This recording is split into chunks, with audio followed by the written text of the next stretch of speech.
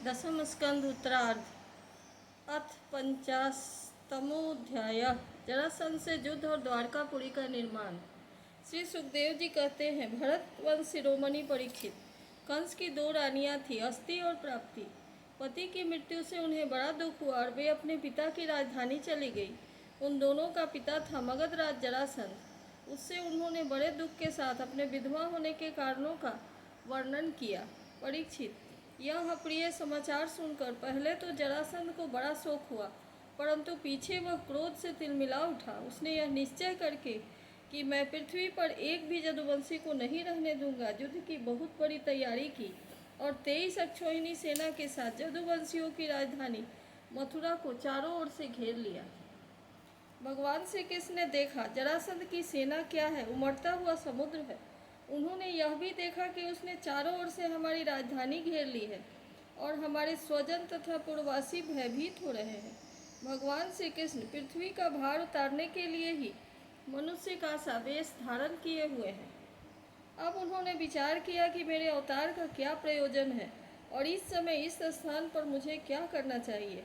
उन्होंने सोचा, यह बड़ा अच्छा हुआ कि मगधराज जरासंध ने अपने अधीनस्थ नरपतियों की पैदल घुड़सवार रथी और हाथियों से युक्त कई अक्षौहिणी सेना इकट्ठी कर ली है। यह सब तो पृथ्वी का भार ही जुटकर मेरे पास आ पहुंचा है। मैं इसका नाश करूंगा, परंतु अभी मगधराज जरासंध को नहीं मारना चाहिए, क्योंकि वह जीवित रहेगा तो फिर से असुरों की बहुत बड़ी सी सेना इकट्ठी करके लाएगा। मेरे अवतार का यही प्रयोजन है कि मैं पृथ्वी का बोझ हल्का कर दूं, साधु सज्जनों की रक्षा करूं और दुष्ट दुर्जनों का संहार। समय समय पर धर्म की रक्षा के लिए और बढ़ते हुए अधर्म को रोकने के लिए मैं और भी अनेकों शरीर ग्रहण करता हूँ। परीक्षित, भगवान श्री कृष्ण इस प्रकार विचार कर ही रहे थे कि आकाश से सूर्य के समान चमकते हुए दो रथ आ पहुँचे। उनमें युद्ध की सारी सामग्रियां सुसज्जित थी और दो सारथी उन्हें हाँक रहे थे। इसी समय भगवान के दिव्य और सनातन आयुध भी अपने आप वहां आकर उपस्थित हो गए। उन्होंने देखकर भगवान श्री कृष्ण ने अपने भाई बलराम जी से कहा, भाई जी, आप बड़े शक्तिशाली हैं। इस समय जो जदुवंशी आपको ही अपना स्वामी और रक्षक मानते हैं, जो आपस में ही सनात हैं, उन पर बहुत बड़ी विपत्ति आ पड़ी है। देखिए, यह आपका रथ है और आपके प्यारा आयुध हल मुसल भी आ पहुँचे हैं।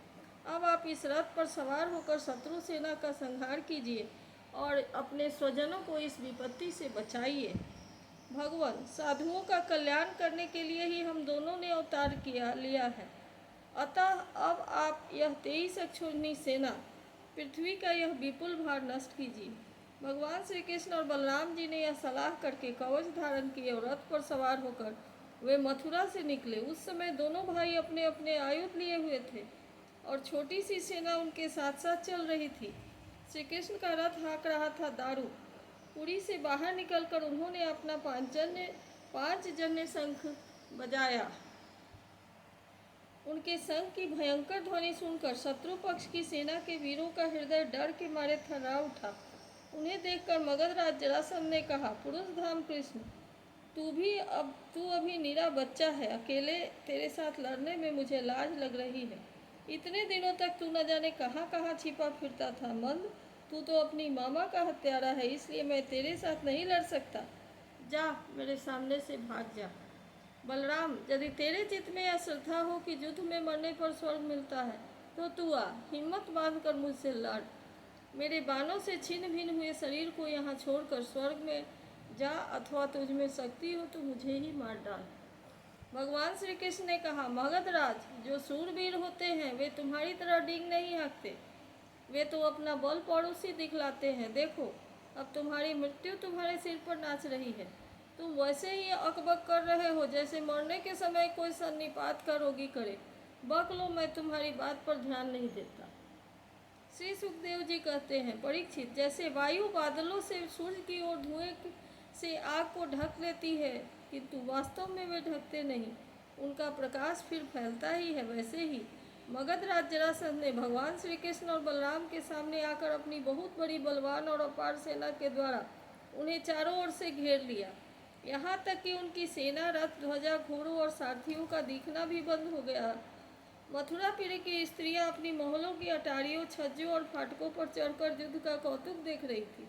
जब उन्होंने देखा कि युद्ध भूमि भगवान श्री कृष्ण की गरुड़ चिन्ह से चिन्हित और बलराम जी की ताल चिन्ह से चिन्हित ध्वजा वाले रथ नहीं दिख रहे हैं, तब वे शोक के आवेग से मूर्छित हो गए। जब भगवान श्री कृष्ण ने देखा कि शत्रु सेना वीर हमारी सेना पर इस प्रकार बाणों की वर्षा कर रहे हैं, मानो बादल पानी की अग्नित बूंदे बरसा रही और हमारी सेना उससे अत्यंत पीड़ित व्यथित हो रही है, तब उन्होंने अपने देवता असुर दोनों से संबंधित शांग धनुष का टंकार किया। इसके बाद वे तर्कस में बाण निकालने, उन्हें धनुष पर चढ़ाने और धनुष की डोरी खींचकर झुंड के झुंड बाण छोड़ने लगे। उस पर उनका यह धनुष इतनी फुर्ती से घूम रहा था मानो कोई बड़े वेग से आलात चक्रलुकारी घुमा रहा। इस प्रकार भगवान श्री कृष्ण जरासंध की चतुरंगिनी हाथी, घोड़े, रथ और पैदल सेना का संहार करने लगे। इससे बहुत से हाथियों के सिर फट गए और वे मर मर कर गिरने लगे। बाणों की बौछार से अनेकों घोड़ों के सिर धड़ से अलग हो गए। घोड़े, ध्वजा, सारथी और रथियों के नष्ट हो जाने से बहुत से रथ बेकाम हो गए। पैदल सेना की बाहें, जांघ और सिर आदि अंग प्रत्यंग कट कट कर गिर पड़े। उस युद्ध में अपार तेजस्वी भगवान बलराम जी ने अपने मूसल की चोट से बहुत से मतवाले शत्रुओं को मार मार कर उनके अंग प्रत्यंग से निकले हुए खून की सैकड़ों नदियां बहा दी। कहीं मनुष्य कट रहे हैं तो कहीं हाथी और घोड़े छटपटा रहे हैं। उन नदियों में मनुष्यों की भुजाएं सांप के समान जान पड़ती और सिर इस प्रकार मालूम पड़ते मानो कछुओं की भीड़ लग गई हो। मरे हुए हाथी दीप जैसे और घोड़े ग्राहों के समान जान पड़ते। हाथ और जांघें मछलियों की तरह, मनुष्यों के केस सेवार के समान धनुष तरंगों की भांति और अस्त्र शस्त्र लता एवं तिनकों के समान जान पड़ते। ढाले ऐसे मालूम पड़ती मानो भयानक भंवर हो। बहुमूल्य मणियां और आभूषण पत्थर के रोड़ों तथा कंकरों के समान बहे जा रहे थे। उन नदियों को देखकर कायर पुरुष डर रहे थे और वीरों का आपस में खूब उत्साह बढ़ रहा था। परीक्षित, जरासंध की वह सेना समुद्र के समान दुर्गम, भयावह और बड़ी कठिनाई से जीतने योग्य थी, परंतु भगवान श्री कृष्ण और बलराम जी ने थोड़े ही समय में उसे नष्ट कर डाला। वे सारे जगत के स्वामी हैं, उनके लिए यह सेना का नाश कर देना केवल खिलवाड़ ही तो है। परीक्षित, भगवान के गुण अनंत है। वे खेल खेल में ही तीनों लोकों की उत्पत्ति, स्थिति और संहार करते हैं। उनके लिए यह कोई बड़ी बात नहीं है कि वे शत्रुओं की सेना का इस प्रकार बात की बात में सत्यानाश कर दें। तथापि जब वे मनुष्य का सा वेश धारण करके मनुष्य की सी लीला करते हैं, तब उसका भी वर्णन किया ही जाता है। इस प्रकार जरासंध की सारी सेना मारी गई, रथ भी टूट गया, शरीर में केवल प्राण बाकी रहे। तब भगवान बलराम ने, जैसे एक सिंह दूसरे सिंह को पकड़ लेता है, वैसे ही बलपूर्वक महाबली जरासंध को पकड़ लिया। जरासंध ने पहले बहुत से विपक्षित नरपतियों का वध किया था, परंतु आज उसे बलराम जी वरुण की फांसी और मनुष्यों के फंदे से बांध रहे थे। भगवान श्री कृष्ण ने यह सोचकर कि यह छोड़ दिया जाएगा तो और भी सेना इकट्ठे करके लाएगा तथा सहज ही में पृथ्वी का भार उतार सकेंगे, बलराम जी को रोक दिया। बड़े बड़े सूरवीर जरासंध का सम्मान करते थे, इसलिए उसे इस बात पर बड़ी लज्जा मालूम हुई कि श्री कृष्ण और बलराम ने दया करके दीन की भांति छोड़ दिया है। अब उसने तपस्या करने का निश्चय किया, परंतु रास्ते में ही उसके साथी नरपतियों ने बहुत समझाया कि राजन, जदुवंशियों में क्या रखा है, वे आपको बिल्कुल ही पराजित नहीं कर सकते। आपको प्रारब्धवश ही नीचा देखना पड़ा है। उन लोगों ने भगवान की इच्छा, फिर विजय प्राप्त करने की आशा आदि बतलाकर तथा लौकिक दृष्टांत एवं युक्तियाँ दे देकर यह बात समझा दी कि आपको तपस्या नहीं करनी चाहिए। परीक्षित, उस समय मगध राज जरासंध की सारी सेना मर चुकी थी। भगवान बलराम जी ने उपेक्षा पूर्वक उसे छोड़ दिया था। इससे वह बहुत उदास होकर अपने देश मगध को चला गया। परीक्षित, भगवान श्री कृष्ण की सेना में किसी का बाल भी बाका न हुआ और उन्होंने जरासंध की 23 अक्षौहिणी सेना पर, जो समुद्र के समान थी, सहज ही विजय प्राप्त कर ली। उस समय बड़े बड़े देवता उन पर नंदन वन के पुष्पों की वर्षा करके इस महान कार्य का अनुमोदन कर रहे थे। जरासंध की सेना के पराजय से मथुरावासी भयभीत हो गए थे और भगवान श्री कृष्ण की विजय से उनका हृदय आनंद से भर रहा था। भगवान श्री कृष्ण आकर उनमें मिल गए। सूत, मागध और बंदीजन उनकी विजय के गीत गा रहे थे। जिस समय भगवान श्री कृष्ण ने नगर में प्रवेश किया उस समय वहां शंख, नगाड़े, भेरी, तुरही, बीना, बांसुरी और मृदंग आदि बाजे बजने लगे। मथुरा की एक एक सड़क और गली में छिड़काव कर दिया गया था। चारों ओर हंसते खेलते नागरिकों की चहल पहल थी। सारा नगर छोटी छोटी झंडियों और बड़ी बड़ी विजय पताकाओं से सजा दिया गया था। ब्राह्मणों की वेद ध्वनि गूंज रही थी और सब और आनंदोत्सव के सूचक बंधनवार बांध दिए गए थे। जिस समय श्री कृष्ण नगर में प्रवेश कर रहे थे उस समय नगर की नारियां प्रेम और उत्कंठा से भरे हुए नेत्रों से उन्हें स्नेहपूर्वक निहार रही थी और फूलों के हार, दही, अक्षत और जौ आदि के अंकुरों की उनके ऊपर वर्षा कर रही थी। भगवान श्री कृष्ण रणभूमि से अपार धन और वीरों के आभूषण ले आए थे। वह सब उन्होंने जदुवंशियों के राजा उग्रसेन के पास भेज दिया। परीक्षित, इस प्रकार 17 बार 23 अक्षोहिणी सेना इकट्ठी करके मगध राज जरासंध ने भगवान श्री कृष्ण के द्वारा सुरक्षित जदुवंशियों से युद्ध किया, किंतु यादवों ने भगवान श्री कृष्ण की शक्ति से हर बार उसकी सेना को नष्ट कर डाली। जब सारी सेना नष्ट हो जाती तब जदुवंशियों की उपेक्षा पूर्वक छोड़ देने पर जरासंध अपनी राजधानी में लौट जाता।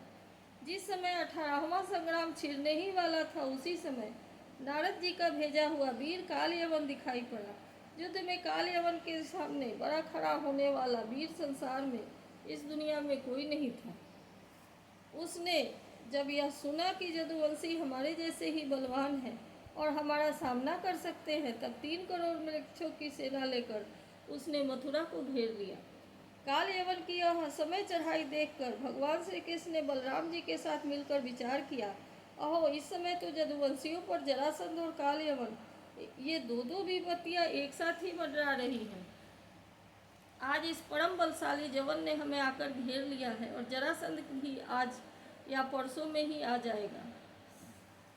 यदि हम दोनों भाई इसके साथ लड़ने में लग गए और उसी समय जरासंध भी आ पहुंचा तो यह हमारे बंधुओं को मार डालेगा या कैद करके अपने नगर में ले जाएगा, क्योंकि यह बहुत बलवान है। इसलिए आज हम लोग एक ऐसा दुर्ग, ऐसा किला बनाएंगे जिसमें किसी भी मनुष्य का प्रवेश करना अत्यंत कठिन होगा। किसी भी मनुष्य अत्यंत कठिन होगा। अपने स्वजन संबंधियों को किसी किले में पहुंचाकर उससे फिर इस जवन का वध करेंगे। बलराम जी से इस प्रकार सलाह करके श्री कृष्ण ने समुद्र के भीतर एक ऐसा दुर्गम नगर बनवाया जिसमें सभी वस्तुएं अद्भुत थी और उस नगर की लंबाई चौड़ाई 48 कोस की थी। उस नगर की एक एक वस्तु में विश्वकर्मा का विज्ञान, वास्तु विज्ञान और शिल्प कला की निपुणता प्रकट होती थी। उसमें वास्तुशास्त्र के अनुसार बड़ी बड़ी सड़कों, चौराहों और गलियों का यथास्थान ठीक ठीक विभाजन किया गया था। वह नगर ऐसे सुंदर सुंदर उद्यानों और विचित्र विचित्र उपवनों से युक्त था जिनमें देवताओं ने वृक्ष की लताएं लहलहाती रहती थी। सोने के इतने ऊंचे ऊंचे शिखर थे जो आकाश से बातें करते थे। स्फटिक मणि की अटारियां और ऊंचे ऊंचे दरवाजे बड़े ही सुंदर लगते थे। अन्न रखने के लिए चांदी और पीतल के बहुत से कोठे बने हुए थे। वहाँ के महल सोने के बने हुए थे और उस पर कामदार सोने के कलश रखे हुए थे। उनके शिखर रत्नों के थे तथा गज पड़ने की बनी हुई भली मालूम होती थी। इसके अतिरिक्त उस नगर में वास्तु देवता के मंदिर और छज्जे भी बहुत सुंदर सुंदर बने हुए थे। उसमें चारों वर्ण के लोग निवास करते थे और सबके बीच में जदुवंशियों के प्रधान उग्रसेन जी, वसुदेव जी, बलराम जी तथा भगवान श्री कृष्ण के महल जगमगा रहे थे। परीक्षित, उस समय देवराज इंद्र ने भगवान श्री कृष्ण के लिए पारिजात वृक्ष और सुधर्मा सभा को भेज दिया। वह सभा ऐसी दिव्य थी कि उसमें बैठे हुए मनुष्य को भूख प्यास आदि मर्त्यलोक के धर्म नहीं छू पाते थे। वरुण जी ने ऐसे बहुत से श्वेत घोड़े भेज दिए जिनका एक एक कान श्याम वर्ण का था और जिसकी चाल मन के समान तेज थी। धनपति कुबेर जी ने अपनी 8 निधियां भेज दी और दूसरे लोकपालों ने भी अपनी अपनी विभूतियां भगवान के पास भेज दी। परीक्षित, सभी लोकपालों को भगवान श्री कृष्ण ने ही उनके अधिकार के निर्वाह के लिए शक्तियां और सिद्धियां दी। जब भगवान श्री कृष्ण पृथ्वी पर अवतीर्ण होकर लीला करने लगे तब सभी सिद्धियां उन्होंने भगवान के चरणों में समर्पित कर दी। भगवान श्री कृष्ण ने अपने समस्त स्वजन संबंधियों को अपनी अचिंत्य महाशक्ति योग माया के द्वारा द्वारका में पहुंचा दिया। शेष प्रजा की रक्षा के लिए बलराम जी को मथुरापुरी में रख दिया और उन्हें सलाह लेकर गले में कमलों की माला पहने बिना कोई अस्त्र शस्त्र लिए स्वयं नगर के बड़े दरवाजे से बाहर निकल आए। इति श्रीमद् भागवत महापुराणे पारमहंस्यां संहितायां दशमस्कन्धे उत्तरार्धे दुर्गनिवेशनं नाम 50तमोऽध्यायः।